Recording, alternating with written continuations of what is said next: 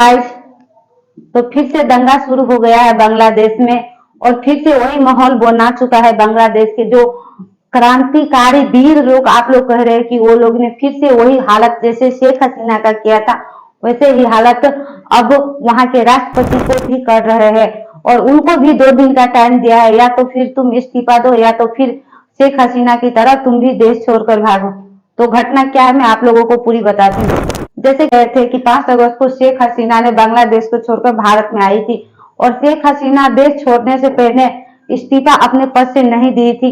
और इसी बात को लेकर वहां के राष्ट्रपति एक मीडिया में आकर बोल रहे कि अभी भी बांग्लादेश की पीएम है शेख हसीना, क्योंकि मेरे पास उसका रेजिग्नेशन लेटर अभी तक नहीं आया है, उसने अभी तक अपने पद से इस्तीफा नहीं दिया है। तो इसी बात को लेकर अभी उस जनता में खलबली मच गया कि ये शेख हसीना का आदमी है, इसीलिए ऐसा बोल रहा है।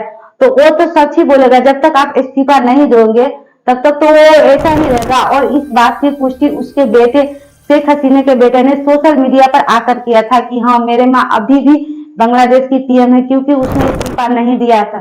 तो ये बात तो सरासर सच ही है। तो उसने भी तो सच ही बोला, क्योंकि जिसने अभी तक इस्तीफा नहीं दिया होगा तो कैसे मान लेगा कि ये पीएम नहीं है। तो इसी वजह से फिर वहां पर जनता में विरोध हो गया और फिर प्रदर्शन कर रहे हैं वहां के लोग। और अभी वहां के जो राष्ट्रपति है उसके लिए 2 दिन का टाइम दिया कि या तो तुम फिर इस्तीफा दो अपने पद से, या तो फिर देश छोड़ो। जैसे कि शेख हसीना ने छोड़ा था, सेम वही प्रोसेस लागू कर रहा है, और सेम उसी तरह से सड़कों पर आंदोलन कर रहा है।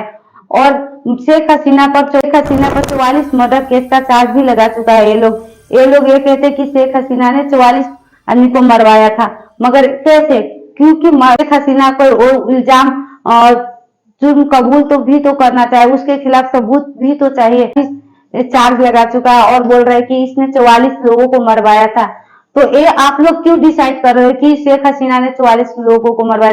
उसके लिए कोर्ट है, जज है, वो लोग कहेगा ना कि इसने जुर्म किया है या फिर नहीं किया।